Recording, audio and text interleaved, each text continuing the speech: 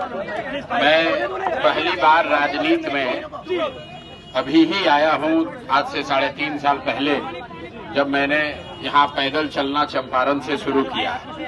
और उसका एक ही उद्देश्य रहा है कि बिहार में व्यवस्था के परिवर्तन के लिए जो यहाँ पर सबसे पहला काम है कि लोगों का राजनीतिक बंधुआ मजदूरी खत्म किया जाए। यहाँ 5 बरस नेता लोग जनता को लूटता है, परेशान करता है, और चुनाव के समय जनता के पास विकल्प नहीं रहता है, तो लालू जी के डर से भाजपा नीतीश और भाजपा का डर दिखाकर लालू जी का लालटेन में किरासन तेल बनकर लोगों का जीवन जल रहा है। इस बार ये तय हुआ कि नहीं, जनता के पास एक विकल्प होगा। अब विकल्प किसका होगा? प्रशांत किशोर का नहीं, किसी एक व्यक्ति का नहीं, किसी एक जाति धर्म का नहीं, पूरे बिहार के उन लोगों का जो बिहार में अपने बच्चों के लिए पढ़ाई चाहते हैं, अपने बच्चों के साथ इंसाफ करना चाहते हैं, पलायन बंद करना चाहते हैं। तो 1 करोड़ लोगों ने 2.5 बरस में, जब मैं पैदल चला, 1 करोड़ लोगों ने मिलकर जो दल बनाया उसका नाम है जन सुराज। और इसका चुनाव चिन्ह है स्कूल का बस्ता। ये लालू नीतीश के 35 साल के राज ने पूरे बिहार को मजदूर का फैक्ट्री बना दिया। आपके बच्चों के पीठ पर बोरा बांध दिया। तो अगर वो पीठ के बोरा को हटाना है तो उसका एक ही रास्ता है, वो है पढ़ाई। इस्लाम के मानने वाले लोग, उनको मालूम है कुरान का पहला शब्द क्या है? इकरा। इकरा मतलब पढ़ो।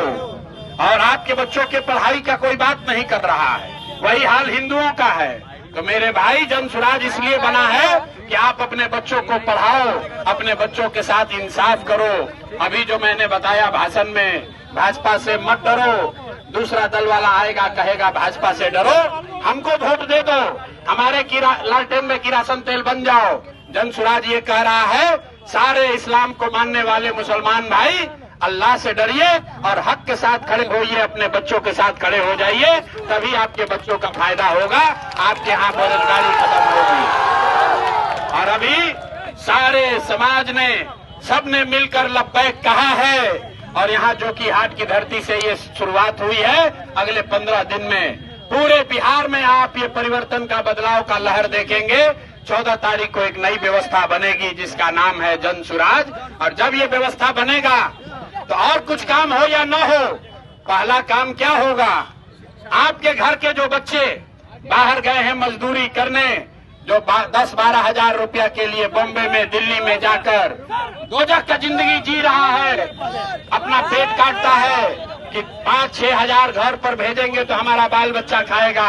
जन सुराज ने पहला वादा किया है कि अगर जन सुराज की व्यवस्था 14 को बन गई तो आप में से किसी के बच्चे को, किसी के पति को, किसी के भाई को, किसी के भतीजा को 10-12 हजार रुपया के रोजी रोजगार के लिए अपना गांव अररिया, जो कि हाट बिहार सीमांचल छोड़कर दूसरे राज्य में नहीं जाना पड़ेगा। तो भैया आपको तय करना है।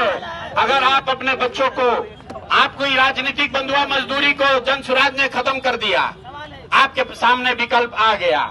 अब आपको लालू के डर से मोदी और मोदी के डर से लालू को वोट नहीं देना है।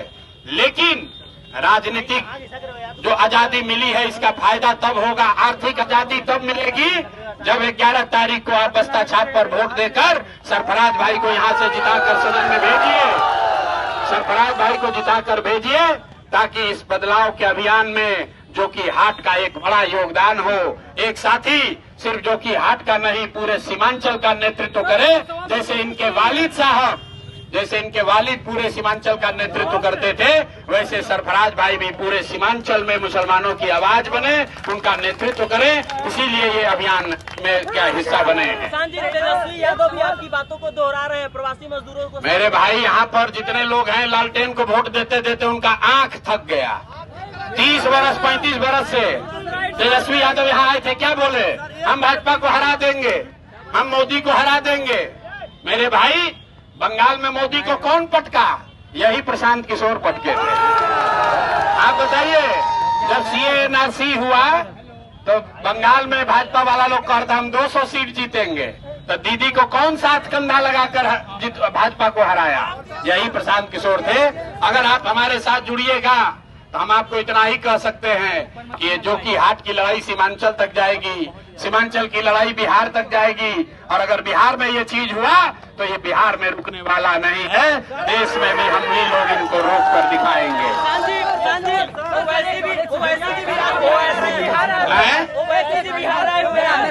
भाई ओवैसी जी पर हमने पहले कह दिया, ओवैसी जी हमारे मित्र हैं, ओवैसी जी को हैदराबाद देखना चाहिए, और सीमांचल जो है वो सरफराज भाई जैसे नेताओं पर, सीमांचल के बच्चों पर छोड़ देना चाहिए। ओवैसी साहब जो कह रहे हैं वो मुसलमानों के हक की बात नहीं है। ओवैसी साहब ये कह रहे हैं कि सारा मुसलमान इकट्ठा हो जाइए, हम लोग लड़ेंगे, अपने हक की बात करेंगे।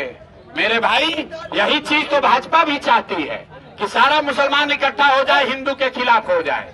इसलिए जनसुराज ने रास्ता बताया, मैंने अभी सबको सिखाया। आज भी इस देश में आधे हिंदू भाजपा को वोट नहीं देते हैं। वो कौन हिंदू हैं? जो गांधी को मानने वाला हिंदू है, जो बाबा साहब अम्बेडकर के विचारधारा को मानने वाला हिंदू है, जो कम्युनिस्ट और समाजवाद को मानने वाले हिंदू हैं, वो भाजपा के साथ नहीं हैं। तो ओवैसी साहब कह रहे हैं सारे मुसलमान इकट्ठा हो जाइए, और जनसुराज कह रहा है कि सारे मुसलमान इकट्ठा हो जाइए, लेकिन उन 50% हिंदुओं के साथ इकट्ठा होइए जो विचारधारा के आधार पर आपके साथ कंधा लगाकर भाजपा से लड़ना चाहते हैं। तय आपको करना है। एक आए हैं तेजस्वी यादव, वो MY का फॉर्मूला दे रहे हैं, MY, और ओवैसी साहब कह रहे हैं खाली M, उसमें जोड़ा तेजस्वी यादव ने MY जोड़िएगा 30% हुआ। लेकिन जो जनसुराज का फॉर्मूला है, इसमें 4 विचारधारा के मानने वाले हिंदुओं के साथ अगर मुसलमान जुड़ जाए तो हम लोग 60% होंगे, भाजपा वाले 40 होंगे। इसी से उनको हराया जा सकता है, इसी फॉर्मूले से आगे लड़ाई लड़ी जा सकती है।